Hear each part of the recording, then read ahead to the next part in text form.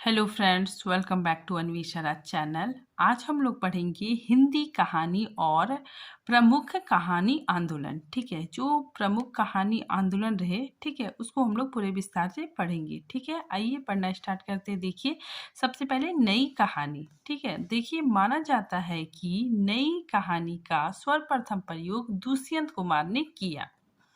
ठीक है, तो नई कहानी का सर्वप्रथम प्रयोग दुष्यंत कुमार ने किया, किंतु कुछ लोग इसका श्रेय नामवर सिंह को भी देते हैं। ठीक है, आगे देखिए, हिंदी के प्रमुख कहानी आंदोलन एवं प्रवर्तक। ठीक है, तो देखिए, नई कहानी के प्रवर्तक तीन लोग थे। ठीक है, तो नई कहानी के प्रवर्तक राजेंद्र यादव, मोहन राकेश और कमलेश्वर जी थे। ठीक है, अब देखिए, इधर कहानी आंदोलन है। ठीक है, और उसके बाद फिर उसके प्रवर्तक का नाम है। ठीक है, उसके बाद फिर वर्ष और पत्रिका। ठीक है, तो देखिए, सबसे पहले नई कहानी। ठीक है, तो नई कहानी के प्रवर्तक राजेंद्र यादव, मोहन राकेश और कमलेश्वर थे। ठीक है, और इसका वर्ष 1956 माना जाता है। ठीक है, फिर आगे देखिए, आ कहानी को समकालीन कहानी भी कहा जाता है। इसके प्रवर्तक गंगा प्रसाद बीमल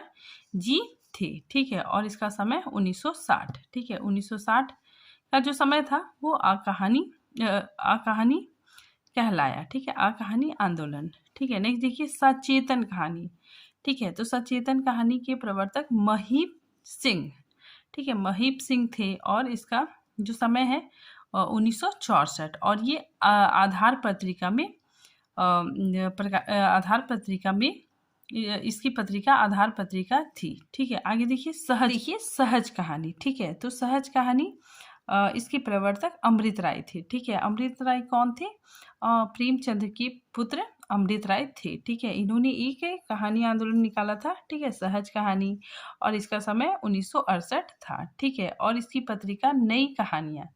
ठीक है, नई नई कहानियाँ इसकी पत्रिका थी। ठीक है, आगे देखिए, समांतर कहानी। ठीक है, समांतर कहानी के प्रवर्तक कमलेश्वर जी थी। ठीक है, और इसका समय 1972, और ये धर्मयुग और सारिका इसकी पत्रिका थी। ठीक है, आगे देखिए, सक्रिय कहानी। ठीक है, सक्रिय कहानी के प्रवर्तक राकेश वक्स थे। ठीक है, और इसका समय 1979 था। ठीक है, और ये मंच नामक पत्रिका थी। ठीक है, नेक्स्ट देखिए, जनवादी कविता। ठीक है, जनवादी कहानी काफ़ी इम्पोर्टेंट है। ठीक है, लेकिन इसके बारे में, इसके प्रवर्तक के बारे में कुछ पता नहीं है। ठीक है, तो इसका जो समय था ये 1982 ईस्वी था।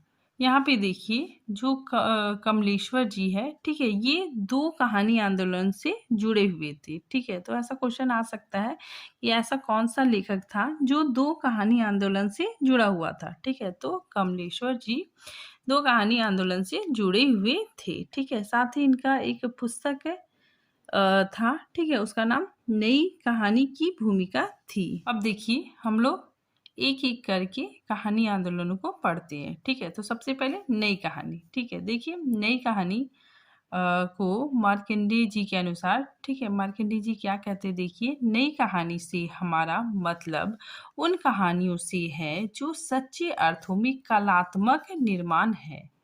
ठीक है, ये क्या है? सच्चे अर्थों में कलात्मक निर्माण है, जो जीवन के लिए उपयोगी है और महत्वपूर्ण होने के साथ ही उसके किसी न किसी नए पहलू पर आधारित है। ठीक है, ये कहना मार्कंडेय जी की है। ठीक है, आगे देखिए, नई कहानी की विशेषताएं। ठीक है, नई कहानी की कुछ विशेषताएं हम लोग देखते हैं। देखिए, अनुभूति की प्रामाणिकता या भोगे हुए यथार्थ पर बल। ठीक है, तो इसमें भोगे हुए यथार्थ पर बल दिया गया है। ठीक है, आगे देखिए, शहरी मध्य वर्ग का जीवन केंद्र में। ठीक है, तो शहरी मध्य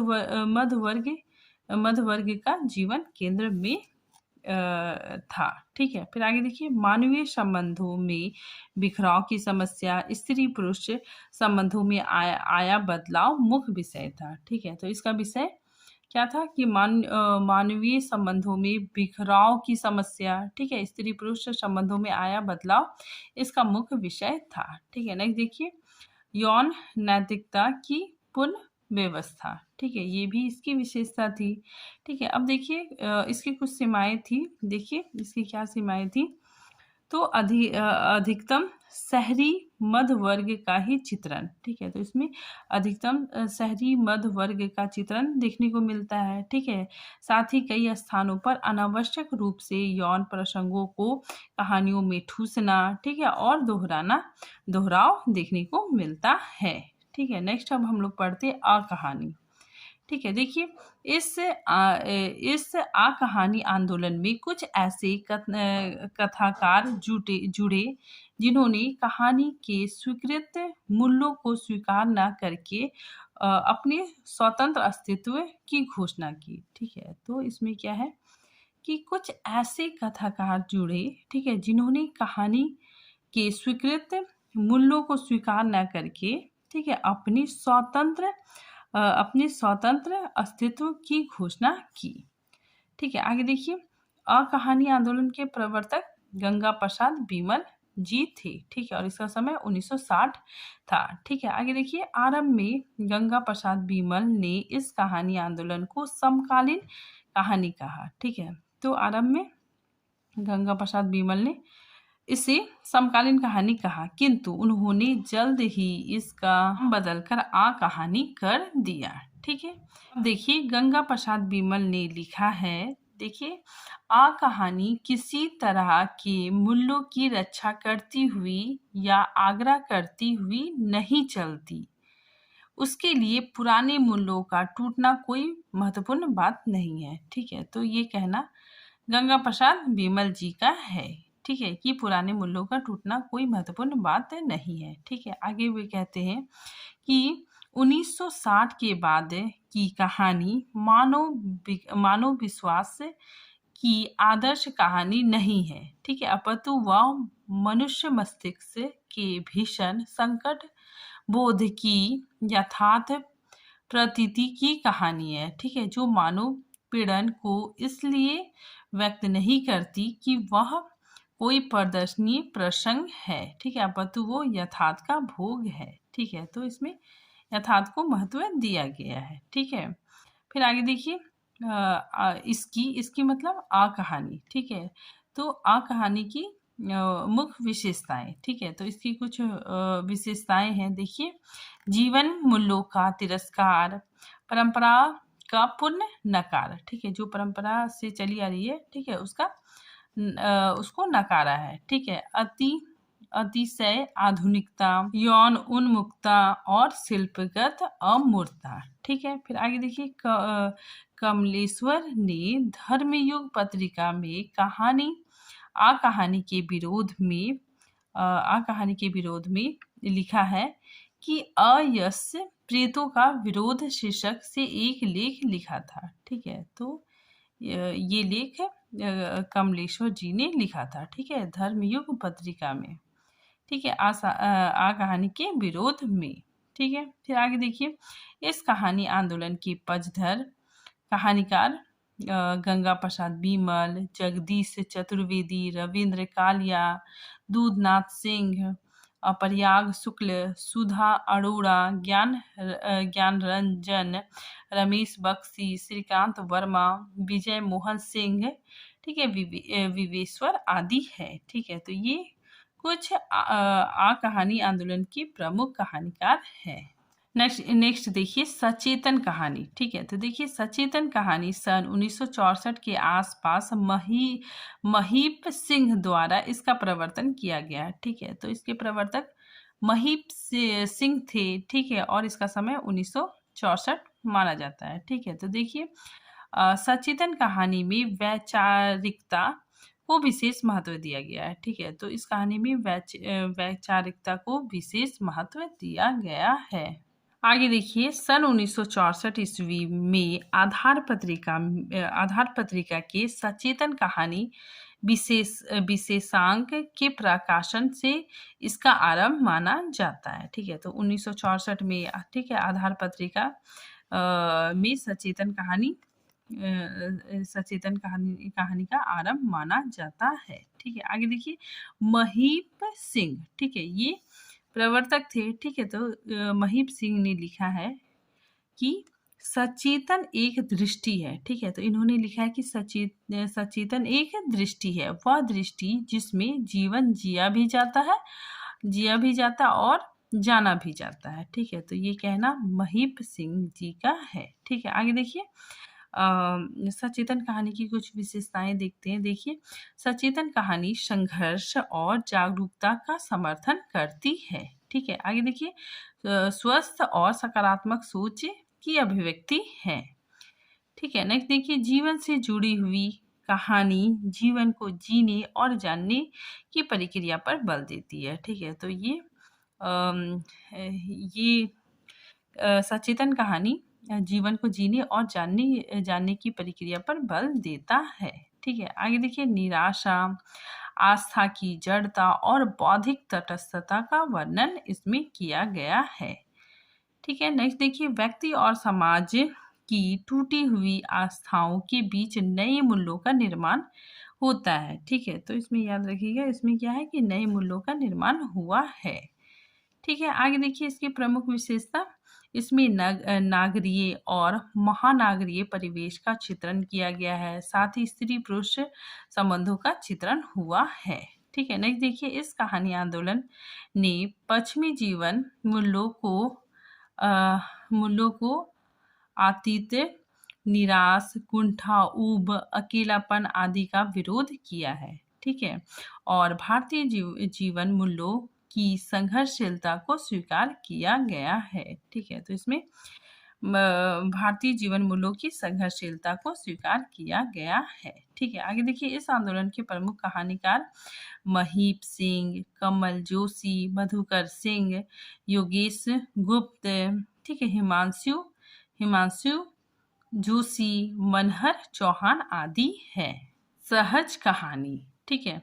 तो इस आंदोलन के प्रवर्तक अमृत राय थे, ठीक है। तो सहज कहानी के प्रवर्तक अमृत राय थे, ठीक है। देखिए आगे, अमृत राय ने 1968 ईस्वी में नई कहानियां पत्रिका का प्रकाशन इलाहाबाद से प्रारंभ किया, ठीक है। तो इन्होंने 1968 ईस्वी में नई कहानियां पत्रिका का प्रकाशन इलाहाबाद से प्रारंभ किया, ठीक है।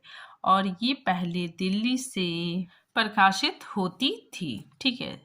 आगे देखिए, अमृत राय जी का कथन है। देखिए, कहानी का लक्ष्य अपनी कहानीपन को ना खोकर जीवन की प्रस्तुति सहज रूप से करते हुए जीवन के कटु सत्यों और व्यवस्था की भ्रष्टता को उजागर करना है, ठीक है। तो इनका कहना है कि अपनी कहानीपन को ना खोकर, ठीक है, अपनी कहानीपन को ना खोकर जीवन की प्रस्तुति सहज रूप से करते हुए जीवन के कटु सत्य, ठीक है, और व्यवस्था के भ्रष्टता को उजागर करना है, ठीक है। आगे देखिए, इस आंदोलन के प्रवर्तक अमृत राय थे, ठीक है। हालांकि उन्होंने कहा है कि, ठीक है, इनका एक और कथन है। देखिए, हालांकि उन्होंने कहा है कि यह कोई आंदोलन नहीं है, ठीक है, यह कोई आंदोलन नहीं है। सहज कहानी का दावा है कि इतने सारे आंदोलन द्वारा कहानी पर विचारधाराएं थोपे जाने के कारण वह मूल कथा रस खत्म हो गया, ठीक है, जो कहानी का प्राण माना जाता था, ठीक है। अतः सहज विषयों तथा सहज भाषा में कहानी लिखना ही सहज कहानी की मांग है, ठीक है। तो यहाँ पे ये बताया जा रहा है कि सहज विषयों, ठीक है, सहज विषयों तथा सहज भाषा में कहानी लिखना ही सहज कहानी की मांग है, ठीक है। अब आगे देखिए, समांतर कहानी, ठीक है। तो समांतर कहानी के प्रवर्तक कमलेश्वर जी हैं, ठीक है। तो देखिए, समांतर कहानी आंदोलन में आम आदमी को प्रतिष्ठित करने पर बल दिया गया है, ठीक है। तो ये याद रखिएगा आप लोग कि जो समांतर कहानी है उसमें मतलब आम आदमी, ठीक है, आम आदमी को विशेष महत्व दिया गया है, ठीक है। जहाँ पे आम आदमी है, ठीक है, तो आप लोग ये ट्रिक से भी जान जाइएगा कि आम आदमी जिसमें दिया हुआ है, ठीक है, तो वो समांतर कहानी होगा, ठीक है। तो आगे देखिए, समांतर कहानी आंदोलन का सूत्रपात सारिका पत्रिका के माध्यम से हुआ। नेक्स्ट, कमलेश्वर द्वारा 8वें दशक में सारिका के माध्यम से सूत्रपात हुआ, ठीक है। तो इसके प्रवर्तक कमलेश्वर जी थे, ठीक है। और 8वें दशक में सारिका पत्रिका के माध्यम से सूत्रपात हुआ, ठीक है। आगे देखिए, आम आदमी के संघर्ष, ठीक है, संघर्ष की संवेदनापूर्ण अभिव्यक्ति इसमें हुई है, ठीक है। फिर नेक्स्ट देखिए, आगे देखिए, कहानी का केंद्र बिंदु, ठीक है, कहानी का केंद्र बिंदु सामान्य जन है, ठीक है। तो इसमें आम जन की समस्याओं के इर्द गिर्द घूमती है, ठीक है। तो ये कहानी आम आदमी की समस्याओं के इर्द गिर्द घूमती है। आगे देखिए, समांतर कहानी का उद्देश्य सामान्य जन को अमानवीय स्थितियों से मुक्त करने के लिए संघर्ष करना है, ठीक है। फिर आगे देखिए, आम आदमी के संघर्ष उस शोषण प्रधान व्यवस्था से है जिसमें सामंतवादी, पूंजीवादी और सांप्रदायिक शक्तियों की साजिश शामिल है, ठीक है। समांतर कहानी में इस संघर्ष को बखूबी चित्रित किया गया है, ठीक है। तो समांतर कहानी में ये सारी चीजें दिखाई गई है।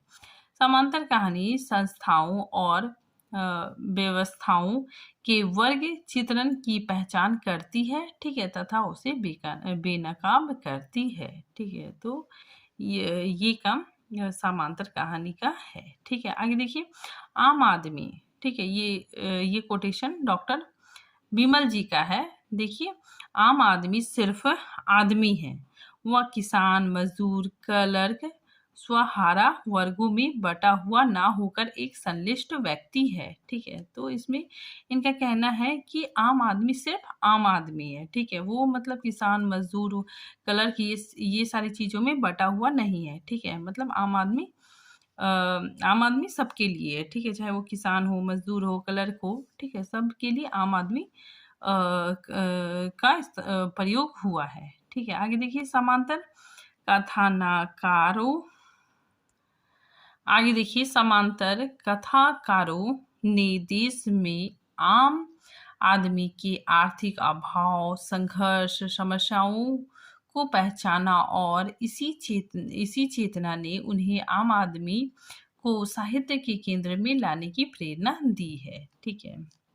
तो इसमें आम आदमी के आर्थिक अभाव, ठीक है, आम आदमी का संघर्ष, आम आदमी की समस्याओं को साहित्य का केंद्र में रखा गया है, ठीक है। फिर आगे देखिए, समांतर कहानी से तात्पर्य आम आदमी की जीवन की परिस्थितियों एवं समस्याओं के समांतर प्रतिष्ठित करने से है, ठीक है। समांतर कहानी में मध्यवर्गीय और निम्न वर्गीय समाज की विभिन्न स्थितियों, विषमताओं का अंकन सूक्ष्मता पूर्वक हुआ है, ठीक है। अब देखिए, इसके प्रमुख कहानीकार कामतानाथ, जितेंद्र भाटिया, निरुपमा सेवती, मधुकर सिंह, मृदुला गर्ग, ठीक है, सुधा अरोड़ा और सतीश जमाली जी है, ठीक है। अब हम लोग पढ़ते हैं सक्रिय कहानी, ठीक है। तो देखिए, राकेश वक्स ने मंच पत्रिका द्वारा सक्रिय कहानी का प्रवर्तन किया, ठीक है। तो इसके प्रवर्तक राकेश वक्स जी हैं, ठीक है। और राकेश वक्स जी ने लिखा है, देखिए, सक्रिय कहानी का सीधा और स्पष्ट मतलब, ठीक है। तो इनका कहना है कि जो सक्रिय कहानी है, ठीक है, सक्रिय मतलब होता है एक्टिव, ठीक है, जो एक्टिव हो। तो इनका कहना है कि सक्रिय कहानी का सीधा और स्पष्ट मतलब क्लियर मतलब है कि चेतनात्मक ऊर्जा और जीवनता की कहानी, ठीक है। तो इसमें चेतनात्मक ऊर्जा, ठीक है, और जीवनता की कहानी है। आगे राकेश वक्स जी लिखते हैं कि उस समझ और एहसास की कहानी जो आदमी को बेबसी, निथेपन और नपुंसकता से निजात दिलाकर स्वयं अपने अंदर की कमियों के खिलाफ खड़ा होने के लिए तैयार करने की जिम्मेदारी अपने सिर लेती है, ठीक है। तो ये कथन राकेश वस्क जी का है, ठीक है। आगे देखिए, सक्रिय कहानी वर्तमान आर्थिक सामाजिक शोषण के विरोध को अपनी मूल संवेदना मानती है, ठीक है। तो सक्रिय कहानी में जो वर्तमान, ठीक है, वर्तमान स्थिति है, ठीक है, जो वर्तमान में आर्थिक सामाजिक स्थिति है उसका वर्णन है, ठीक है, जो मनुष्य का आर्थिक और सामाजिक शोषण हो रहा है, ठीक है, उसकी अभिव्यक्ति करना सक्रिय कहानी का मूल उद्देश्य है, ठीक है। आगे देखिए, इसमें माना गया है कि कहानीकारों को समस्याओं का निष्क्रिय प्रस्तुतिकरण नहीं करना चाहिए, ठीक है। तो इसमें जो कहानीकार है, ठीक है, वो मतलब समस्याओं का निष्क्रिय प्रस्तुतिकरण नहीं करना चाहिए, बल्कि उसे लड़ने, ठीक है, लड़ने का हौसला भी पाठक को देना चाहिए, ठीक है। फिर अब देखिए इस कहानी आंदोलन के प्रमुख कहानीकार, ठीक है।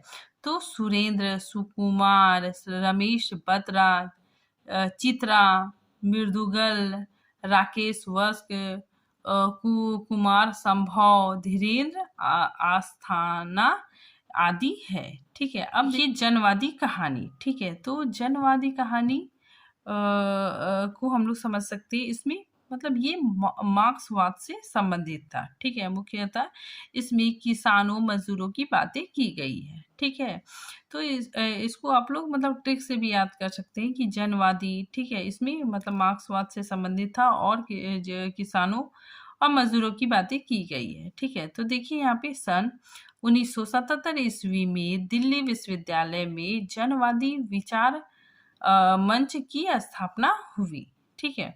फिर आगे देखिए, जनवादी कहानी आंदोलन का सूत्रपात दिल्ली में जनवादी लेखन संघ के प्रथम राष्ट्रीय अधिवेशन के साथ हुआ, ठीक है। तो इसका प्रथम राष्ट्रीय अधिवेशन के साथ हुआ। आगे देखिए, वैचारिक धरातल पर जनवादी कहानी मार्क्सवाद को आधार बनाकर चलती है, ठीक है। इसमें किसानों, मजदूरों, पीड़ितों, दलितों और असहायों का जीवन संघर्ष चित्रित किया गया है, ठीक है। फिर आगे देखिए, यह कहानी सौहारा पर किए जा रहे शोषण के विरुद्ध संघर्ष पर सर्वाधिक बल देती है, ठीक है। किसान, मजदूरों आदि के संघर्ष को सूक्ष्मता एवं सजगता से उभारती है, ठीक है। फिर देखिए इसकी प्रमुख विशेषता सामान्य जन के संघर्ष के पक्षधर है, ठीक है। वैचारिक आधार मार्क्सवाद है। मध्य वर्ग तथा सौहारा वर्ग के शोषण के विरुद्ध बहुआयामी संघर्ष है, ठीक है। मतलब इसमें संघर्ष किया गया है, इसमें आवाज उठाया गया है, ठीक है। इसमें मतलब मजदूरों,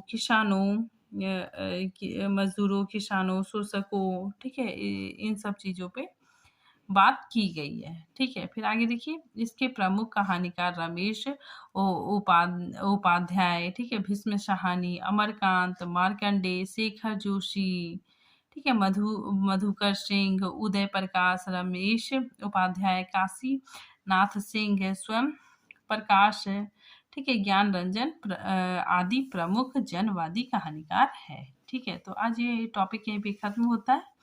मिलते हैं नेक्स्ट टॉपिक के साथ, तब तक के लिए थैंक यू।